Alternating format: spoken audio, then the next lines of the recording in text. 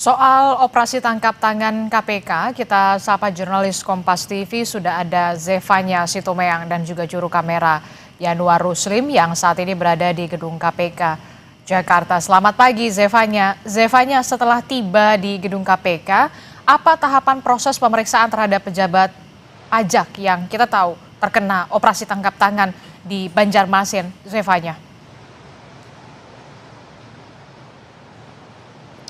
Ya, di setelah kemarin operasi tangkap tangan ini sudah berlangsung dilakukan oleh KPK pada Rabu siang kemarin, yang dimana saat ini tentunya pemeriksaan secara intensif ini terus masih dilakukan di Gedung Merah Putih KPK. Sejak malam hari kemarin dari informasi yang kami terima, ketiga orang yang sudah diamankan ini sudah tiba di Gedung KPK dan menjalani pemeriksaan secara intensif. Namun nampaknya pemeriksaan ini masih berlangsung karena kami belum melihat dari orang-orang yang sudah diamankan KPK ini ada keluar dari Gedung Merah Putih KPK begitu ya. Yang kita ketahui dari ketiga orang yang sudah diamankan KPK dari hari Rabu kemarin ini ada 2 orang ASN dan juga salah satunya ini pegawai swasta. Untuk salah satu ASN yang sudah diamankan ini merupakan Kepala Kantor Pelayanan Pajak Madya Banjarmasin yakni Mulyono Purwowijoyo. Dan untuk satu orang ASN lainnya dan satu pihak swasta ini memang belum diungkap terkait dengan identitasnya. Nah, selain kemarin OTT dilakukan, Adisti, ini juga ada barang bukti yang sudah diamankan oleh KPK yakni uang tunai yang jumlahnya ini perkiraannya sekitar 1 miliar rupiah kurang lebih.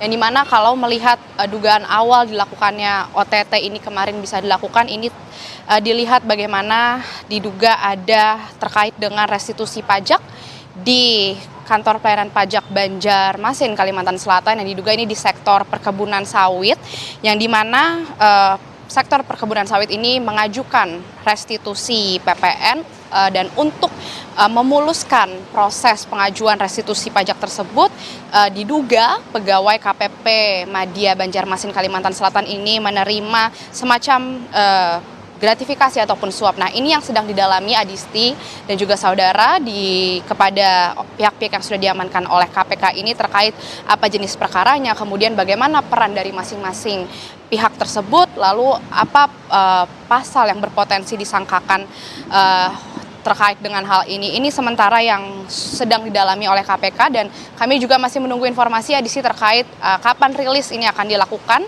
Apakah KPK masih membutuhkan waktu? Yang jelas dalam waktu 1 kali 24 jam ini KPK masih memiliki waktu untuk menentukan status hukum dan juga bagaimana hasil dari pemeriksaan yang sudah berlangsung sejak malam hari kemarin, Adisti.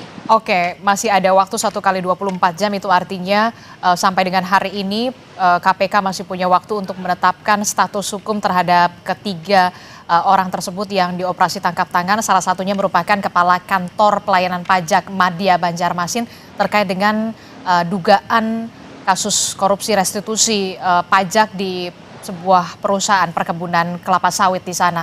Kita tahu Zevanya, tidak hanya pejabat pajak saja yang kemarin juga dicokok dalam tanda kutip ditangkap operasi tangkap tangan, tapi ada juga pejabat bea cukai yang kemudian ditangkap. Nah, bisa dijelaskan apa sebenarnya latar belakang dari kasusnya dan juga apakah sudah diperiksa secara intensif oleh penyidik KPK?